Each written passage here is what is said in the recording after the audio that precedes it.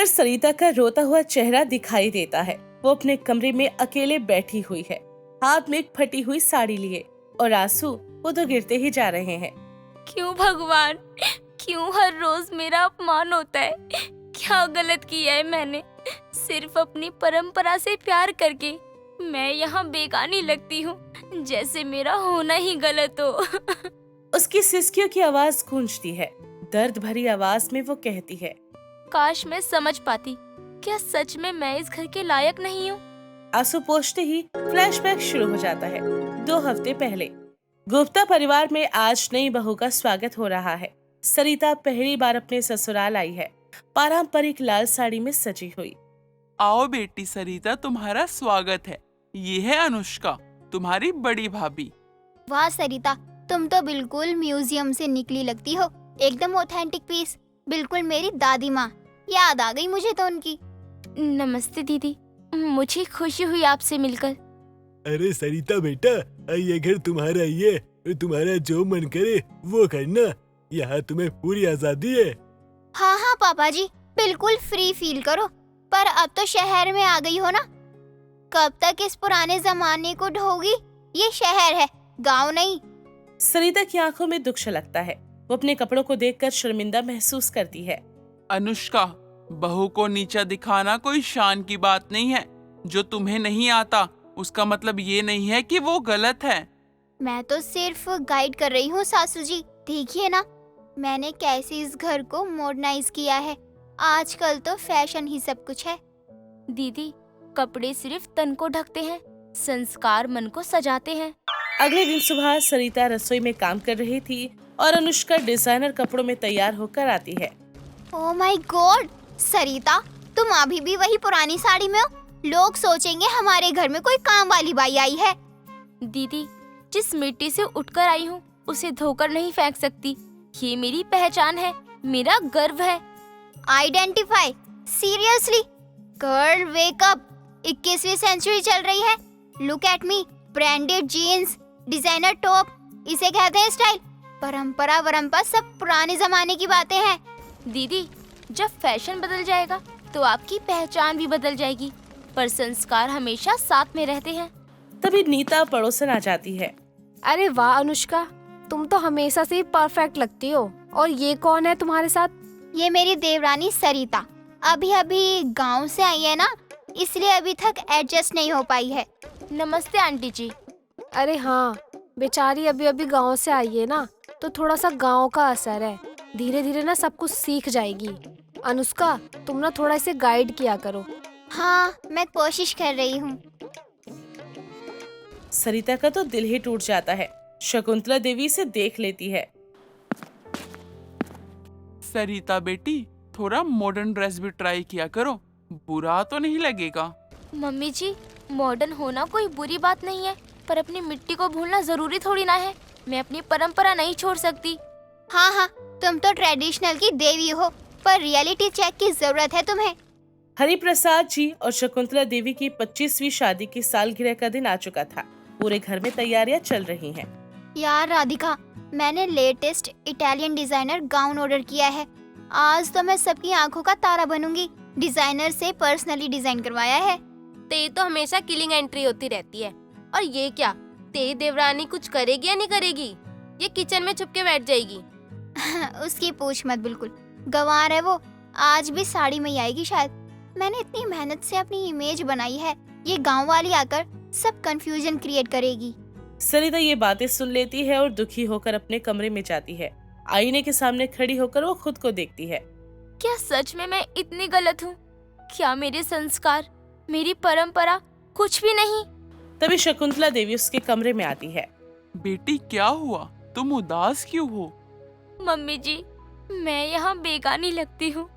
हर कोई मुझे अजीब नजरों से देखता है, जैसे मैं कोई पुराना सामान हूँ। ऐसा कुछ नहीं है बेटी, बस अनुष्का थोड़ी मॉडर्न है। मैं भी समझ नहीं पा रही। दोनों बहुएं अच्छी हैं, पर क्यों नहीं मिल पाती? पर दोनों एक क्यों नहीं हो पाती हैं? क्या मैं गलत हूँ मम्मी जी?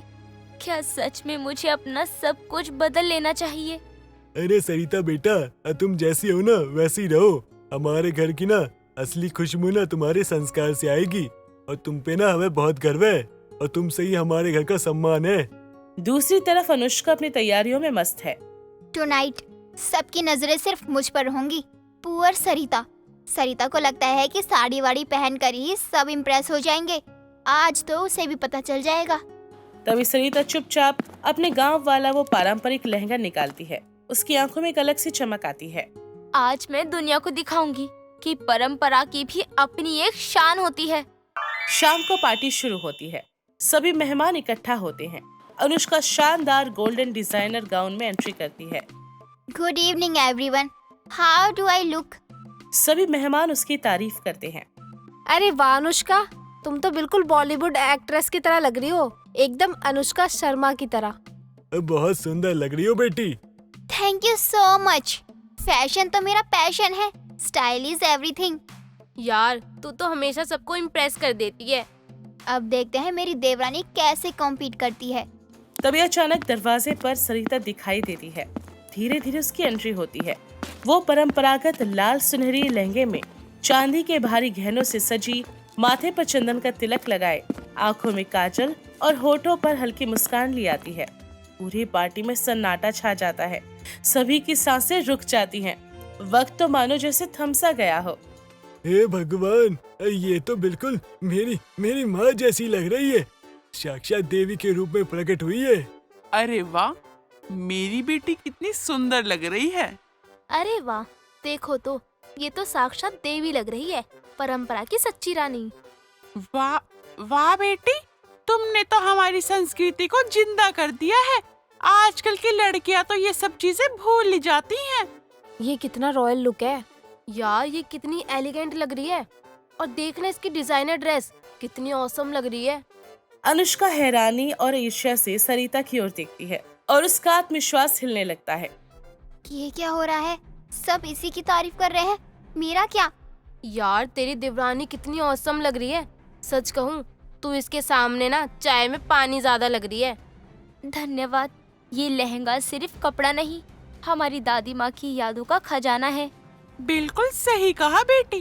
तुम्हारे माँ बाप ने तुम्हें जो संस्कार दिए हैं ना, वो अनमोल है। परंपरा ही हमारी सच्ची पहचान है। सारी पार्टी में सिर्फ सरिता के ही चर्चे थे। अनुष्का का चेहरा उतर जाता है।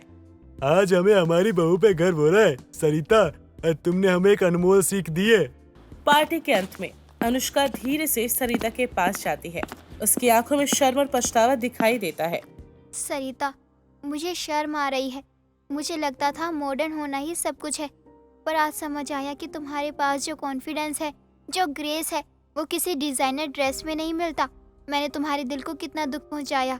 माफ करना मुझे। दीदी, रिश्ते तानों से नहीं, अपनापन बांटने से चलते हैं। हम दोनों अलग हैं, इसीलिए तो खूबसूरत है। तुम सच में अमेजिंग हो। क्या तुम मुझे भी ट्रेडिशनल ड्रेस पहनना सिखाओगी? मुझे भी लगा कि ट्रेडिशनल स्टाइल का अपना ही अलग चार्म है। बिल्कुल दीदी, और आप भी मुझे मॉडर्न वर्ल्ड के बारे में बताइएगा। सरिता, अब से हम दोनों मिलकर इस घर को और भी खूबसूरत बनाएंगे।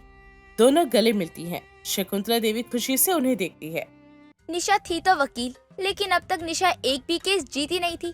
यहाँ तक कि निशा जो भी केस अपने हाथों में लेती, वो हार जाया करती थी। इसीलिए अक्सर निशा को बहुत ही कम केस मिलते थे। ऐसे ही एक दिन निशा कोर्ट जाने के लिए तैयार हो रही होती है। तभी निशा अपनी माँ से कहती है, माँ, आज मुझे दही शक्कर खिला दो। आज मुझे आपके आशीर्वाद की बहुत जरूरत है। आज मेरे लिए बहुत जरूरी केस है। बस आज का केस मैं जीत जाऊं। तू क्यों अपने पिताजी का नाम खराब कर रही है? अरे वो इतने बड़े वकील थे, उन्हें पूरा शहर जानता था। और एक तू है जो आज तक एक केस तक नहीं जीती। वकालत छोड़ दे, ये तेरे बस की बात नहीं है। माँ, आप कैसी बात कर रही हो? अरे रात के बाद सुबह तो होती ही है ना। अगर मैं अब तक कोई केस नहीं जीती हूँ तो इसका मतलब ये थोड़ी है कि मैं हार मान जाऊँ। हाँ, हार ही मान जा, क्योंकि अब मैं अकेले ही तुझे नहीं पाल सकती। अरे अब तेरी शादी की उम्र हो रही है, वकालत तो तुझसे हो नहीं पा रही। कम से कम सही उम्र से शादी तो कर ले। माँ, मैं वकालत तो छोड़ने वाली नहीं हूँ, लेकिन मैं आपकी परेशानी भी समझ रही हूँ। आपको मेरी शादी की चिंता लगी रहती है, इसलिए मैं आपकी ये परेशानी दूर कर देती हूँ। मैं शादी के लिए तैयार हूँ। सच में? तू शादी के लिए तैयार है ना? कहीं कोई मजाक तो नहीं कर रही ना तू? नहीं माँ, मैं कोई मजाक नहीं कर रही हूँ, मैं बिल्कुल सच कह रही हूँ। मैं शादी के लिए तैयार हूँ, लेकिन मेरी एक शर्त है कि मेरी जहाँ भी शादी हो वहाँ कोई रोक टोक ना हो। मतलब मैं शादी के बाद भी वकालत कर सकूँ, मुझे नहीं छोड़नी है अपनी वकालत। ठीक है, तूने शादी के लिए हाँ कर दी, मेरे लिए यही बहुत है। अब मैं तेरे लिए बहुत अच्छा लड़का देखूंगी, उसका परिवार भी काफी अच्छा होगा, जो तुझे ससुराल में भी वकालत करने से ना रोके। मेरी प्यारी माँ, अब तो आप खुश हो ना? अब मुझे दही शक्कर खिला दो, मुझे लेट हो रहा है। शारदा काफी खुश हो जाती है और अब वो निशा के लिए रिश्ता ढूंढने लग जाती है। कुछ दिनों बाद निशा के लिए अजय नाम के लड़के का एक काफी अच्छा रिश्ता आता है। सब कुछ पता करने के बाद और परिवार से मिलने के बाद शारदा इतने अच्छे रिश्ते के लिए मना नहीं कर पाती और निशा और अजय का रिश्ता पक्का हो जाता है। शादी का मुहूर्त भी तय कर लिया जाता है और देखते ही देखते कुछ दिनों में निशा की शादी हो जाती है। शादी के बाद निशा अपने ससुराल आ जाती है। निशा सबके लिए अपनी पहली रसोई के दिन सूजी का हलवा बनाती है, जो कि अजय और निशा की सास सुमन को बिल्कुल भी अच्छा नहीं लगता। अरे बहू, ये क्या? ये तो पूरा फीका हलवा है, इसमें तो कोई स्वाद ही नहीं है। माँ जी माफ करना, वो क्या है ना, मैं अक्सर पढ़ाई ही करती रहती थी तो मुझे खाने पीने का ज्यादा होश ही नहीं रहता और मैंने खाना बनाना भी नहीं सीखा है। क्या तुम्हें खाना बनाना नहीं आता है? नहीं, मतलब ऐसा नहीं है कि बिल्कुल नहीं आता, लेकिन ये भी नहीं है कि मैं कोई बड़ी शेफ हूँ। अजय तो गुस्सा क्यों कर रहा है बहू पर? अरे वकील बहू की रसोई, ऐसे ही मुकदमे होते हैं ना। खाना अच्छा नहीं बना, नमक ज्यादा गिर गया। मुझे तो बहुत खुशी है कि मेरी बहू वकील है। अब देखना मैं कैसे पूरे मोहल्ले को शांत करवाती हूँ। इसका मतलब माँ जी आपको कोई परेशानी नहीं है मैंने अच्छा हलवा नहीं बनाया तो? बहू, अब तूने रसोई में ही कम कदम रखे हैं तो मुझे क्या ही दिक्कत होगी। वैसे भी तू इतने बड़े बड़े मुकदमे लड़ती है, कितना रुतबा होगा तेरा। तू ये सब काम छोड़ दे, तू इसकी चिंता मत कर। निशा को अपनी सास की बात सुनकर बहुत खुशी होती है, इसलिए अब वो अपनी रसोई पर बिल्कुल भी ध्यान नहीं देती और वकालत ही करती रहती है।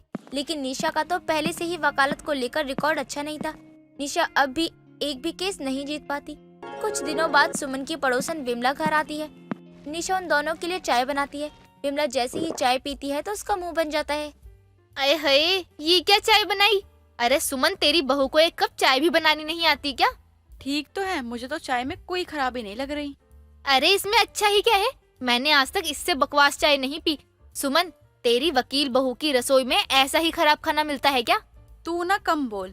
अरे खुद तो कुछ बनाना आता नहीं है और तू मेरी बहू के खाने में कमी निकाल रही है।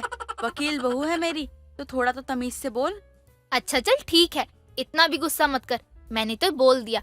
अच्छा निशा बहू, मुझे तेरी एक मदद चाहिए थी, तू मेरी मदद करेगी? हाँ हाँ बोल ना, क्या मदद चाहिए? मेरी बहू जरूर तेरी मदद करेगी।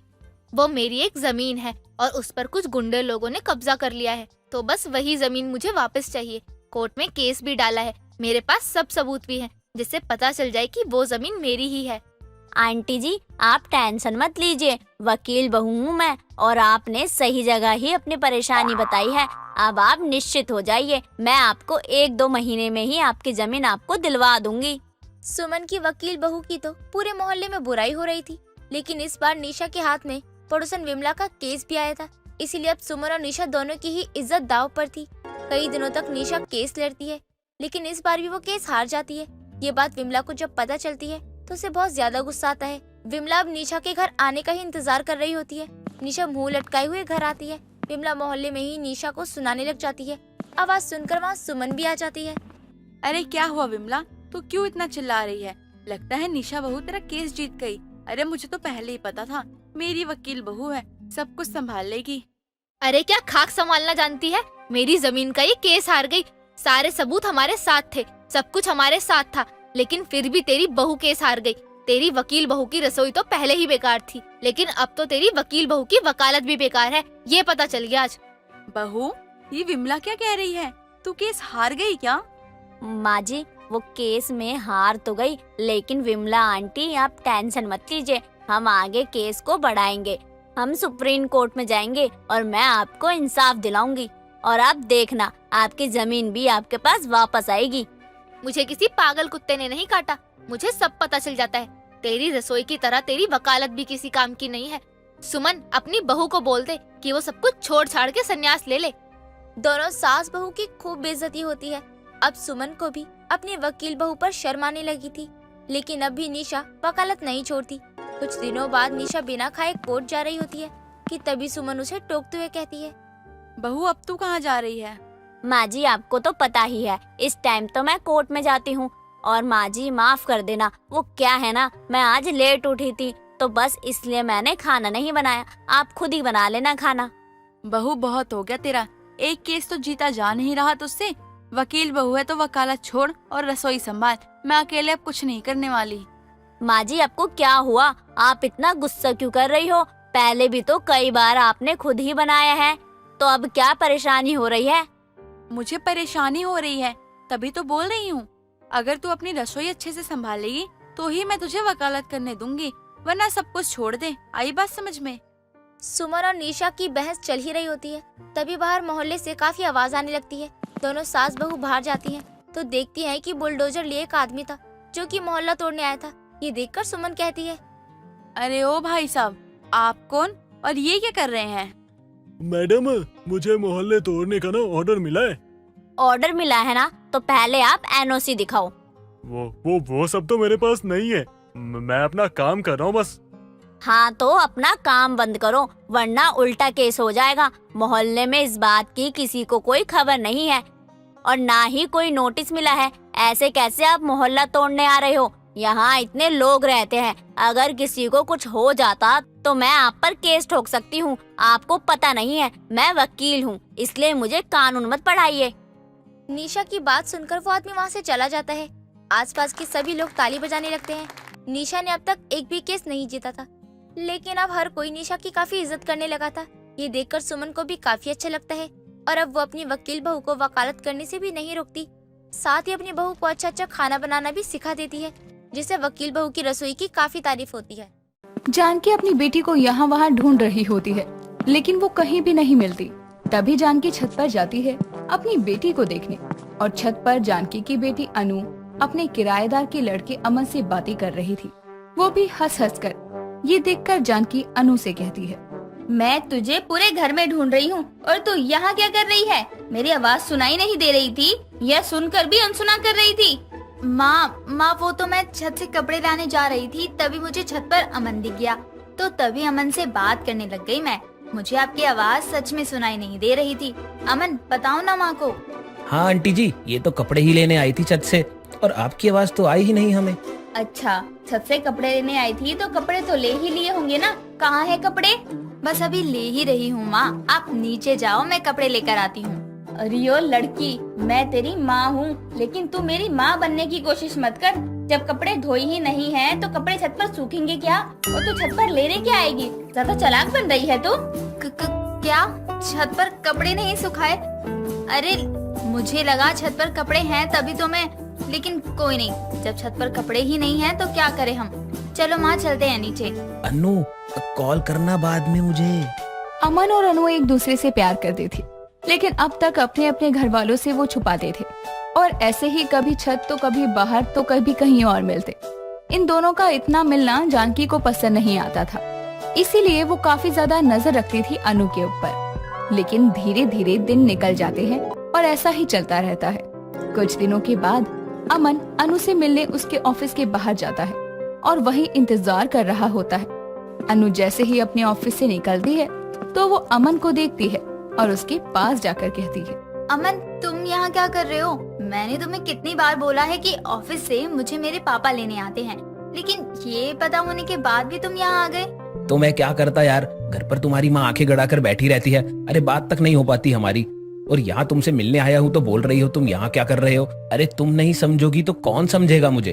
अमन, मैं भी तो तुमसे मिलने के लिए उतना ही तड़प रही हो ना, लेकिन तुम तो बस सारी गलती मुझ पर ही डाल दो। अरे माँ है वो मेरे बारे में ही तो सोचेंगी ना। तुम भी क्या बात करते हो अमन? अनु और अमन बातें कर रहे होते हैं, लेकिन जैसे ही अनु वहाँ अपने पापा को आते हुए देखती है तो वो तुरंत अमन को जाने को बोल देती है और अनु अपने पापा के साथ घर चली आती है। उसी रात अमन की माँ रेखा नीचे आती है और जानकी से कहती है, जानकी जी, मैं आपको कब से बोल रही हूँ कि पानी की मोटर चला दो, टंकी में पानी खत्म हो गया है। बार बार पानी का इस्तेमाल करोगे, नल खुला रखोगे तब तो पानी खत्म होगा ही ना। बिजली का बिल कितना लगता है आपको पता भी है, मुंह उठाकर चले आते हैं। हाँ तो पानी का इस्तेमाल करने के लिए ही तो होता है, और बिजली का बिल मैं भी देती हूँ, और जब मैं पैसे पूरे दे रही हूँ तो पानी चलाने में क्या दिक्कत है? चला दो मोटर। अब मोटर कल सुबह ही चलेगी, जो भी काम हो वो कल ही करना। अभी तक खाना भी नहीं बनाया है, और बिना पानी के खाना कैसे बनाऊँ मैं? आप क्या पागल हो गई हो? तमीज से बात करो, ऊपर किराए पर रहती हो, सर के ऊपर नाचने की जरूरत नहीं है। अगर पानी की मोटर नहीं चलाई ना तो पक्का नाचूंगी।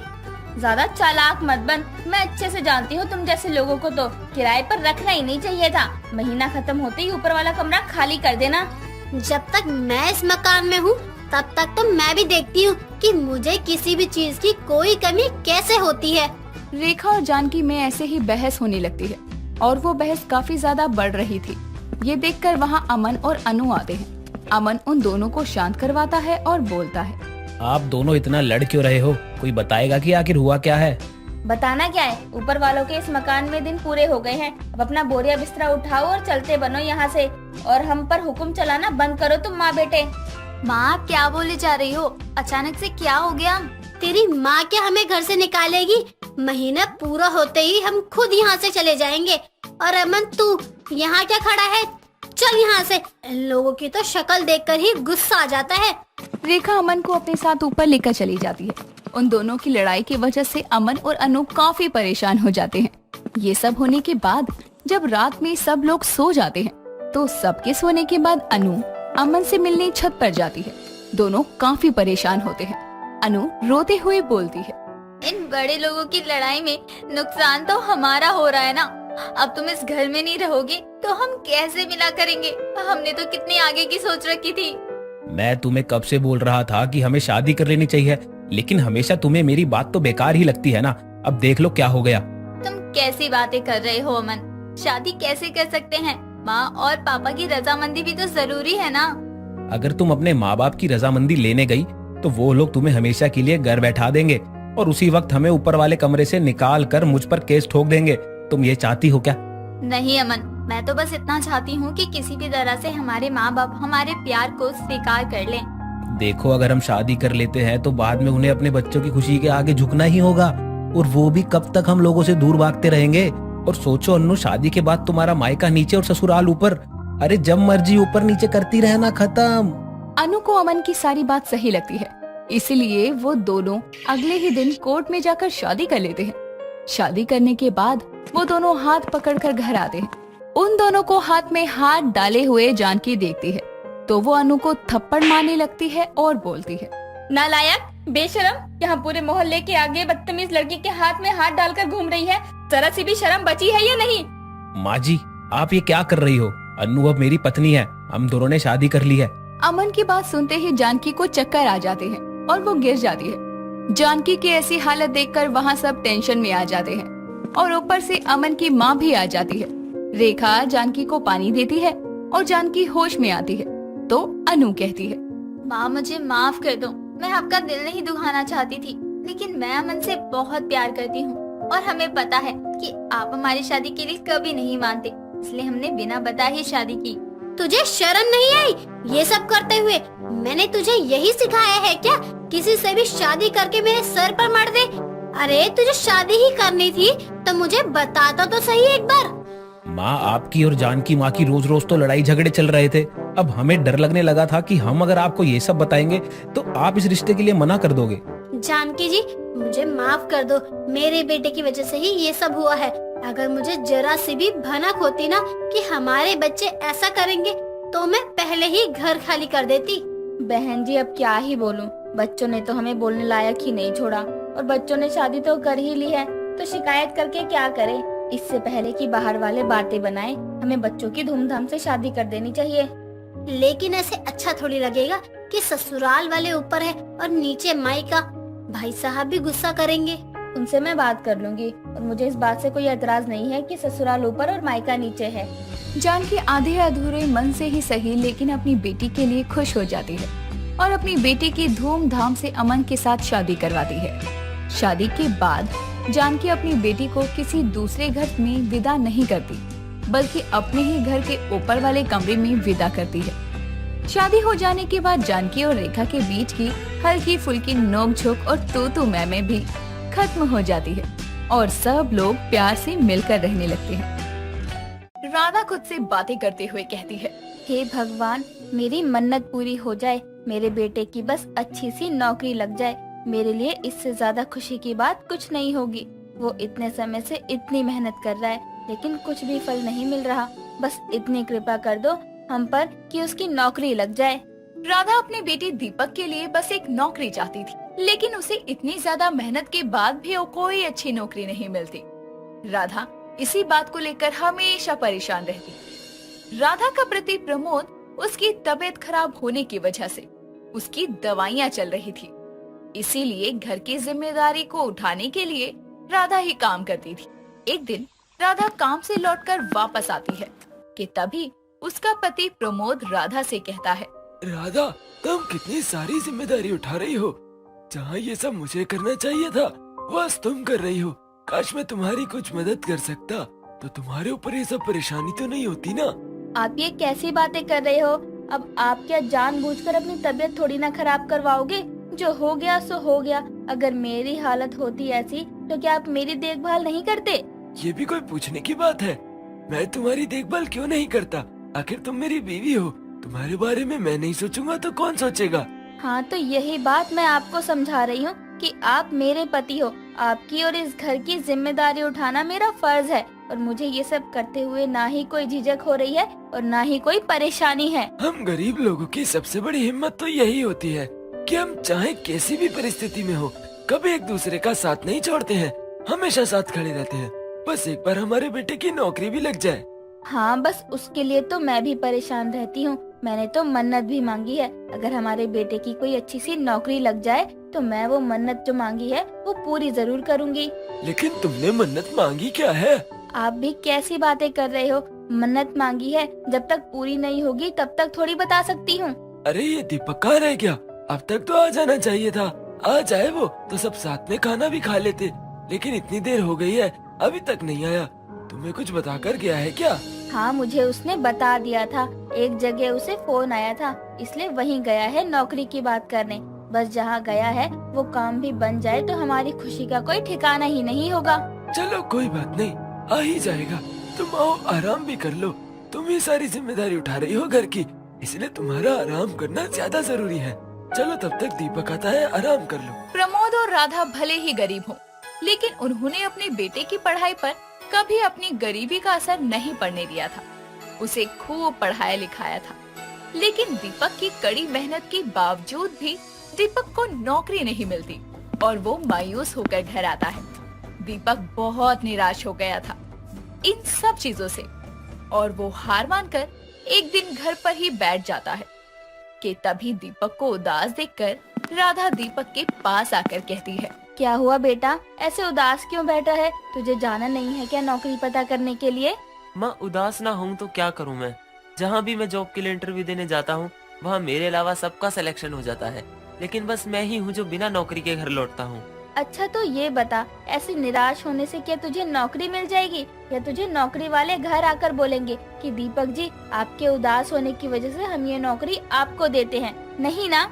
माँ, आप ये सब क्या बातें कर रही हो? यहाँ मैं पहले से ही परेशान हूँ और आप हैं कि ज्ञान दे रही हो। बेटा, ज्ञान ही दे रही हूँ मैं, जो शायद तुझे आगे काम आ जाए। क्योंकि अगर तुझे नौकरी आसानी से मिल जाती तो तेरी पढ़ाई का क्या मान, लेकिन तुझे थोड़ी परेशानी इसलिए ही हो रही है ना क्योंकि पढ़ाई से ज्यादा लोग अब काबिलियत देखते हैं, जो किसी न किसी को तेरे अंदर दिखाई जरूर देगी। हाँ माँ, आप सही बोल रही हो। मेरे अंदर इतना सारा टैलेंट है और मैं ये सारा टैलेंट यहाँ बैठकर उदास होने में ही खराब कर रहा हूँ। बिना कोशिश करे ही मान गया मैं तो हार, तो मेरे इतने पढ़े लिखे होने का क्या फायदा? अब समझाना तू मेरी बात, इसलिए तब तक कोशिश करता रहे जब तक कि तुझे नौकरी नहीं मिल जाती, और हम लोग तेरे साथ ही है ना, इसलिए तू घबरा मत और कोशिश कर। राधा अपने घर में सबको समझाती है, लेकिन उसे खुद भी पता है कि बिना पैसों के घर चलाना दिन पर दिन अब कठिन होता जा रहा है। लेकिन फिर भी राधा कहीं ना कहीं से कोई ना कोई जुगाड़ करके अब तक जिस तरह घर चला रही थी वैसा ही आगे भी चलाती है। लेकिन कुछ दिनों बाद उसके घर का राशन खत्म हो जाता है। तब वो अपने पास के ही बनिए की दुकान पर जाकर कहती है, भाई साहब थोड़ा राशन दे दीजिए, मैं आपको कुछ दिनों में पैसे वापस कर दूंगी। अरे बहन जी, आपसे तो पहले के ही पैसे वापस नहीं किए जा रहे हैं और आप फिर मुंह उठाकर आ गई राशन लेने। पहले अब तक की उधारी चुकाओ, बाद में आगे की बात करना। आप ऐसे क्यों बोल रहे हो? थोड़ा तो समझो ना, मैं थोड़े ही दिनों में दे दूंगी आपके पैसे, कहीं लेकर भाग थोड़ी जाऊंगी। और वैसे भी आपके पैसे तो दे ही देती हूँ ना, लेकिन आप ऐसे करोगे तो हमारे लिए सही नहीं होगा। देखिए बहन जी, आपकी गरीबी का रोना तो रोज का ही है, लेकिन मुझे भी तो अपना सोचना है ना। और जब पैसे नहीं है आपके पास तो मैं आपको राशन भी नहीं दे सकता, मुझे माफ कीजिए। बनिया राधा को राशन देने से मना कर देता है और वहाँ से जाने को बोलता है। राधा बिना राशन के ही घर आती है। वहाँ दीपक अपने हाथ में मिठाई लेकर आता है और अपनी माँ और पापा को मिठाई खिलाकर दोनों से कहता है, माँ मेरी नौकरी लग गई है, वो भी एक बहुत अच्छी कंपनी में। आप सही बोल रही थी माँ। अरे वाह, भगवान ने आखिर हमारी सुन ही ली। अब मैं भी अपनी मन्नत पूरी करूंगी, 101 लोगों को घर में भोज करवाऊंगी। देर से ही सही, लेकिन हमारी इच्छा तो पूरी हुई ना। तुम्हें मन्नत ही मांगनी थी तो कोई और सी मन्नत मांग लेती ना। ये इतने लोगों का भोज करवाना पता भी है कितना खर्च होगा। अभी दीपक की नौकरी लगी है, बस तुमने खर्चा करना शुरू कर दिया। हाँ माँ, इतने लोगों का भोज करने के लिए बहुत सारे पैसे चाहिए होते हैं और गरीब के घर में भोज पता है ना आपको। हमारे पास अभी पैसे बिल्कुल भी नहीं है, हम आपकी मन्नत बाद में पूरी कर देंगे। ये आप दोनों कैसी बातें कर रहे हो? इतनी मुश्किल से दीपक की नौकरी लगी है। मैंने मन्नत मांगी थी कि दीपक की नौकरी लगने की खबर सुनते ही 2 दिन बाद में गरीब के घर 101 लोगों का भोज करूंगी। यही तो बोल रहा हूँ मैं, गरीब के घर में भोज करने की बात बोल रही हो तुम। हम कोई अमीर नहीं है कि तुम्हारी इस मन्नत को तुरंत पूरी कर देंगे।